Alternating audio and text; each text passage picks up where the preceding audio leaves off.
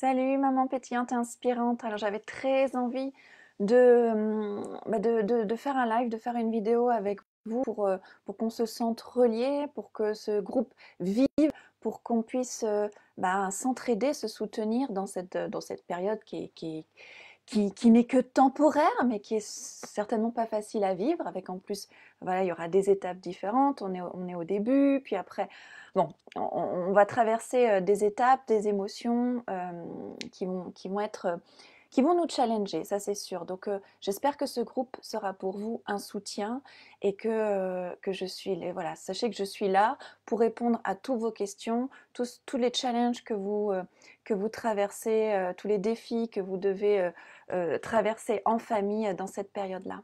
Alors là, j'ai lu des choses qui m'ont un peu remué. J'ai vu que en Chine, les violences conjugales, les nombres de divorces et le nombre de dépressions augmentent énormément avec ce qui s'est passé et ce qui se passe chez nous. Et ça m'a rappelé aussi que pendant les vacances et pendant les week-ends, c'est là qu'il y a le plus de maltraitance sur les enfants, c'est là qu'il y a le plus de violences éducatives ordinaires, parce qu'on n'est pas habitué à vivre ensemble. Parce que on a plaisir à vivre en famille quand on se sépare et on a plaisir à se retrouver. Quand on va s'aérer ailleurs et qu'on a la joie de rentrer le soir à la maison. Et d'ailleurs, on n'a pas toujours la joie de rentrer le soir à la maison. C'est parfois difficile. Mais là, le fait d'être les uns sur les autres, d'être tout le temps ensemble, c'est hyper compliqué et on n'a pas l'habitude de ça. On n'a pas l'habitude de vivre ensemble. Encore moins euh, en, dans les pays occidentaux, dans notre pays, on n'a pas cette habitude-là. Donc il y a des choses à recréer, il y a des organisations à mettre en place et il y a surtout une nouvelle communication à faire pour que ça se passe le mieux possible et qu'on essaye de ne pas en arriver là, de ne pas arriver aux violences éducatives ordinaires, aux violences conjugales et à tout ça. Hein. Euh, donc, les choses à mettre en place, moi j'avais envie de vous en partager plusieurs. Euh, c'est de prendre soin de vous déjà, énormément, c'est la base. Parce que je sais que vous avez plein de casquettes, vous êtes certainement en télétravail, vous avez votre rôle d'éduc, de prof, voilà, à gérer, plus votre rôle de maman, plus l'intendance, la logistique à faire, plus votre propre émotion à gérer, etc. Plus peut-être votre famille, la famille éloignée voilà, vous inquiétez, vous prenez des nouvelles, etc. Il y a plein de casquettes à porter. Maintenant, euh, il y a voilà, des choses à mettre en place. Alors, je vais prendre mes petites notes pour ne pas perdre. C'est déjà de prendre soin de vous. Parce que vous ne pourrez pas gérer toutes ces casquettes-là si vous êtes à plat, hein, si vous êtes sur tous les fronts. Donc la première chose, c'est déjà de choisir vos combats, de ne pas être sur tous les fronts, d'avoir un peu plus de souplesse dans l'organisation, dans le quotidien. Vous n'êtes pas obligé d'être une super maman, vous n'êtes pas obligé d'être une super woman. Et il s'agit juste de, de lâcher plein de choses, d'être plus souple. Et puis peut-être alors j'aime pas cette expression lâcher prise, mais peut-être de laisser être ce qui est un petit peu plus que d'habitude. Donc lâcher le contrôle, lâcher une organisation stricte, enfin, en tout cas moi ça m'aide beaucoup d'être plus souple. Donc ça c'est la première chose, d'être plus souple, de prendre soin de vous. J'y reviens parce que vous avez besoin de temps. Voilà, vous pouvez pas passer d'une casquette à l'autre sans prendre une pause. Donc prenez des pauses pour écouter une musique, pour ouvrir la fenêtre, pour faire deux, trois pas dans votre jardin, si vous avez la chance d'avoir un jardin ou je sais pas, une séance de yoga, une méditation, danser, riez, regardez une vidéo qui vous fait rire. Faites des choses qui vous ressourcent comme ça, c'est important.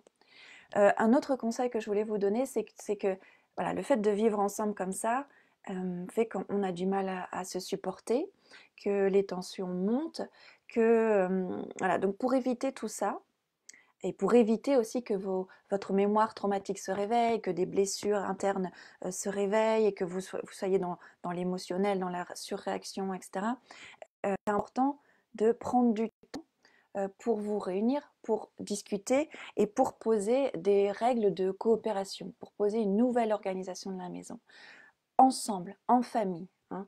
Pour moi, ça c'est la base du vivre ensemble, c'est de travailler comme une équipe. hein.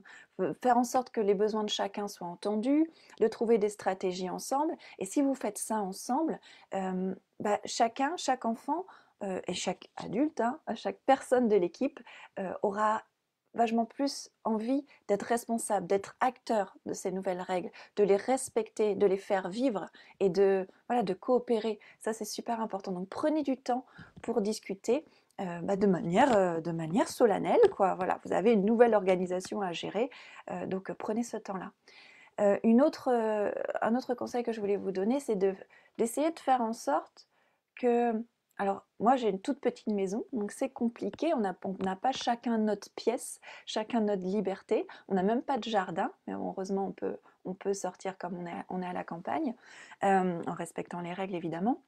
Mais on n'a pas chacun notre espace bien à nous, et pour travailler, et pour se ressourcer, et pour... voilà, on n'a pas de salle de jeu, de ceci, de cela.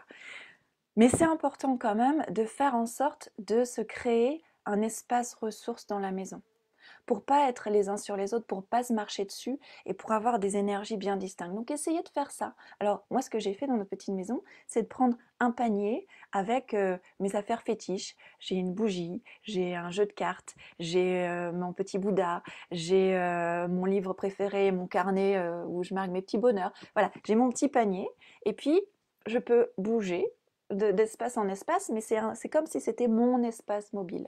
Et c'est important pour chaque monde comme ça d'avoir sa petite zone ressources ou son astuce, comme moi, mon petit panier. Voilà. Notre chose que j'avais envie de vous dire, c'est, ça rejoint un peu ce que je vous ai dit tout à l'heure, c'est que c'est important de communiquer encore et encore et encore entre chaque membre de la famille. Parce que c'est pas parce que vous vivez ensemble 24 sur 24, 7 jours sur 7, que vous lisez dans la tête des autres, que vous pouvez anticiper ses besoins, ses pensées, ses émotions, etc. Vous n'êtes pas dans sa tête. Même si vous êtes ensemble, voilà, vous n'avez a priori pas ce pouvoir magique de lire dans les pensées des autres.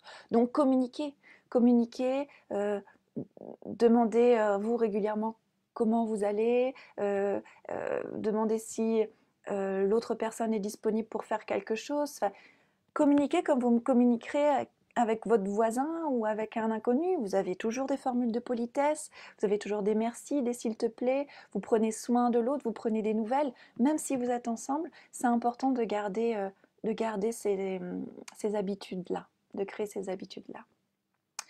Je voulais vous dire aussi, donc ça rejoint aussi l'idée de prendre soin de vous, c'est que comme je vous disais, on peut vite exploser quand on est avec nos enfants H24, quand on est avec notre conjoint H24. Moi, je me rends compte que c'est plus difficile avec mon conjoint, le confinement, qu'avec mes enfants, même si ça se passe bien. Il y a des tensions déjà qui sont palpables. C'est important d'aller recharger votre réservoir comme bon vous semble. Donc, je vous disais tout à l'heure, la danse, etc. Moi, j'ai besoin de moments de solitude. J'ai besoin des moments où je suis seule. Alors c'est super dur dans ces cas-là, mais on a la chance d'avoir un petit extérieur.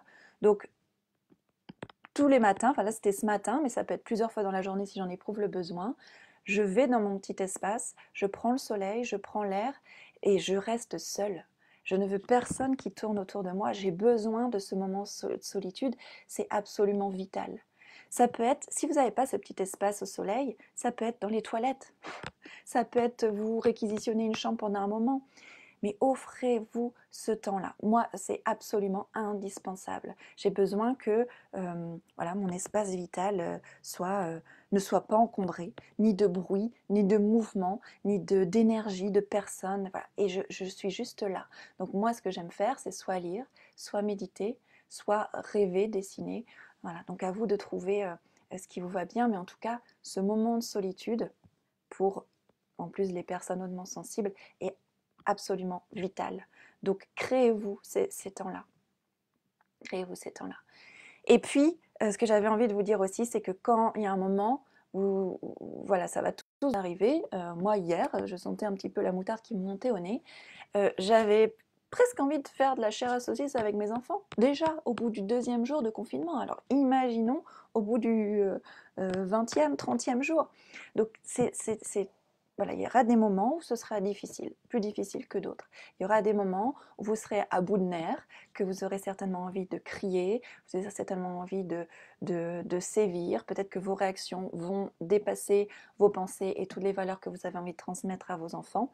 À ce moment-là, avant d'exploser, donc appliquez tous les conseils que je vous ai donnés là, hein, déjà, et puis surtout n'hésitez pas à trouver de l'aide à l'extérieur. Téléphonez à une amie, téléphonez à une autre maman, venez sur ce groupe-là et partagez-nous voilà, vos moments de détresse, vos moments difficiles, vos moments chauds, vos réactions. Ici, c'est sans jugement. C'est un espace de non-jugement, c'est un espace de bienveillance, c'est un espace de soutien. Donc si vous avez juste besoin de décharger, de poser une question, de trouver du soutien, venez sur le groupe. On est là pour ça, je suis là pour ça et j'ai le temps en ce moment. Bon, j'ai entré les travails avec mes enfants, etc. Mais voilà, on a du temps pour ça, pour être en lien, pour être ensemble et pour s'entraider. Ça peut être aussi d'appeler la hotline SOS parentalité. Donc il y a un appel qui est c'est un numéro de téléphone qui est non surtaxé et qui vous permet donc, du lundi au samedi de 14h à 17h d'avoir 15 minutes avec une consultante en parentalité qui est entièrement disponible pour vous pour lâcher la pression. Donc n'hésitez pas à appeler aussi cette hotline. Alors je ne connais pas le numéro par cœur mais je vais vous le retrouver. C'est le 09 74 763 963. Donc n'hésitez pas à trouver du soutien à l'extérieur. Allez feuilleter aussi, enfin feuilleter, passer les pages numériques de mon blog. Vous trouverez un certain nombre de ressources aussi qui peuvent vous aider. Regardez les lives qu'on a fait sur le groupe ces derniers mois. Voilà, entourez-vous, ne restez pas seul surtout. On est là pour s'entraider. Ok ? Je vous dis bon confinement avec tout ce qu'il y a de difficile et de merveilleux dans l'opportunité de grandir, de mettre de nouvelles choses en place, de se remettre en question. Et voilà, bon, je vous embrasse. À très vite. Ciao.